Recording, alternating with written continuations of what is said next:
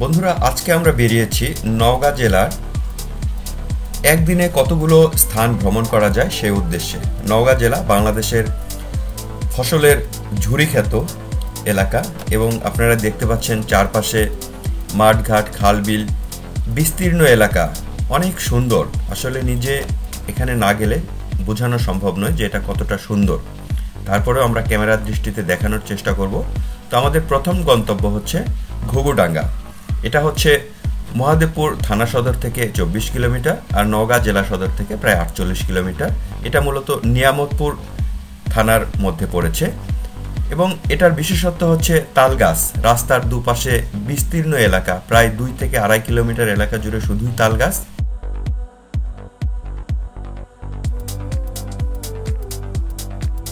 দেখতে পাচ্ছেন কতটা সুন্দর, মনোমুগ্ধকর। এখানে গেলে সবারই ভালো লাগবে, প্রকৃতি প্রেমীদেরকে।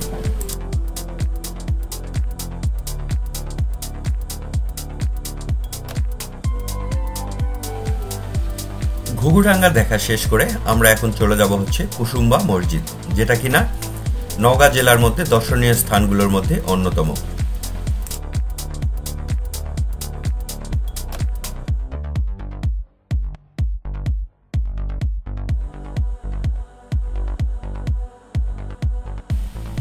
বন্ধুরা, কথা বলতে বলতে আমরা চলে এসেছি কুসুম্বা মসজিদে। কুসুম্বা মসজিদকে আমরা বিশেষভাবে চিনি 5 টাকার নোটে। 5 টাকার নোটে আপনারা দেখে থাকবেন কুসুম্বা মসজিদ।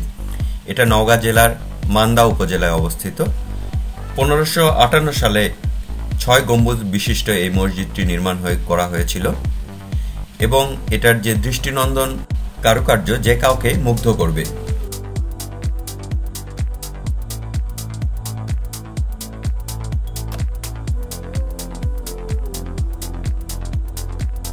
পাশেই রয়েছে একটি দিঘি, যে দিঘির আয়তন বলা হয়ে থাকে প্রায় 100 বিঘা। দর্শনার্থীরা এখানে আসেন এবং সেই দিঘিতে অজু করেন এবং তারা সেখানে কিছুক্ষণ সময় অতিবাহিত করেন, যা সত্যিই সবাইকে মনে প্রশান্তি এনে দেয়। সার্বিকভাবে এই মসজিদটি নওগাঁয় দর্শনার্থীদের জন্য অন্যতম প্রধান আকর্ষণ।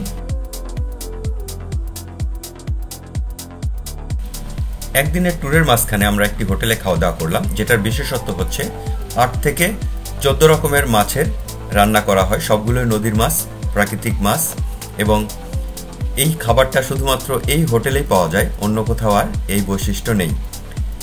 আপনারা আসবেন, আশা করি ভালো লাগবে। প্রসাদপুর বাজারে এসে খোঁজ করলে, মান্দা প্রসাদপুর বাজারে এসে খোঁজ করলে আপনারা পেয়ে যাবেন।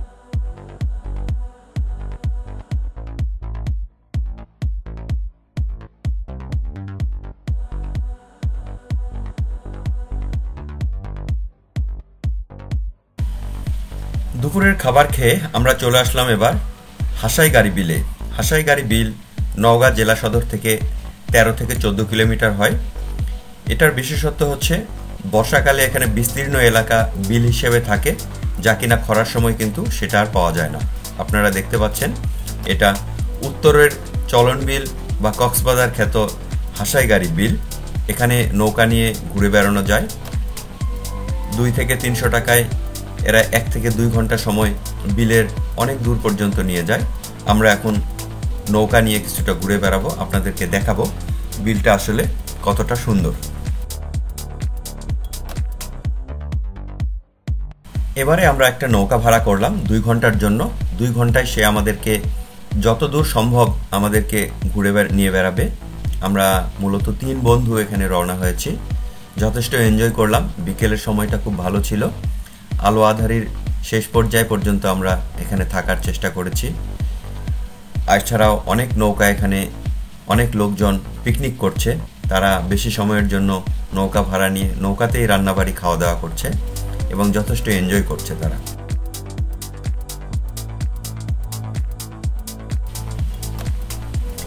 আমরা 3 বন্ধু মূলত নৌকা নিয়ে বেরিয়েছিলাম এবং আমাদের সময়টাও যথেষ্ট সুন্দর কেটেছে।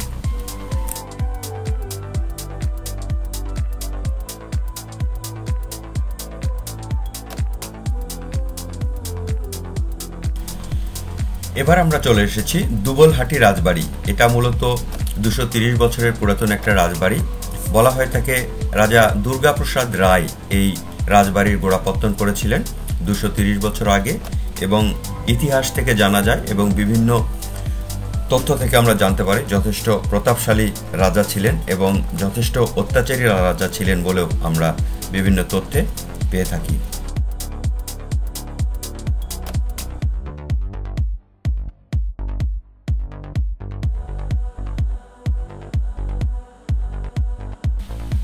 বন্ধুরা, ঘুরতে ঘুরতে আমাদের আজকের শেষ গন্তব্য হচ্ছে বলিহার রাজবাড়ি। বলিহার রাজবাড়িতে অলরেডি আমরা চলে এসেছি। ভগ্ন জীর্ণ দশা, প্রায় সম্পূর্ণ রাজপ্রাসাদেরই, তারপরে আমরা দেখার চেষ্টা করব। বলিহার রাজবাড়ি প্রথম প্রতিষ্ঠা করেছিলেন রাজা নৃসিংহ চক্রবর্তী নামে একজন রাজা। এরপর তার বংশ পরম্পরায় বেশ কিছু রাজা এসেছেন, তার মধ্যে বিশেষভাবে উল্লেখযোগ্য হচ্ছে রাজা কৃষ্ণেন্দ্র রায় বাহাদুর, যিনি একাধারে কবি এবং সাহিত্যিক ছিলেন। তার কবিতা সংকলন আমরা এখনও দেখতে পাই সাহিত্য জগতে, বাংলা সাহিত্যে। জীর্ণদশার পাশাপাশি বেশ কিছু অংশ সংস্কার করা হয়েছে, নাট মন্দির সহ অন্যান্য অংশ।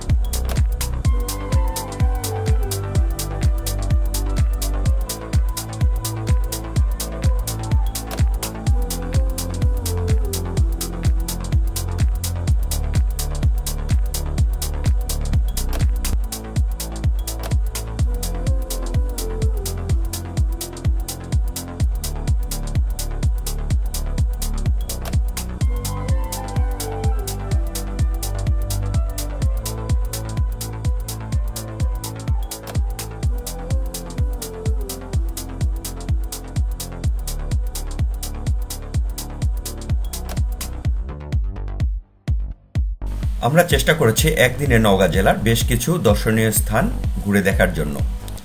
আমাদের চেষ্টা কতটুকু সফল হলো তা আপনারা আপনাদের মন্তব্যে জানাবেন এবং পরবর্তীতে আরও ভিডিও পেতে হলে আমাদের সঙ্গে থাকবেন সাবস্ক্রাইব করে এবং লাইক কমেন্টস করবেন। পরবর্তী ভিডিও পাওয়ার জন্য ধন্যবাদ সবাইকে।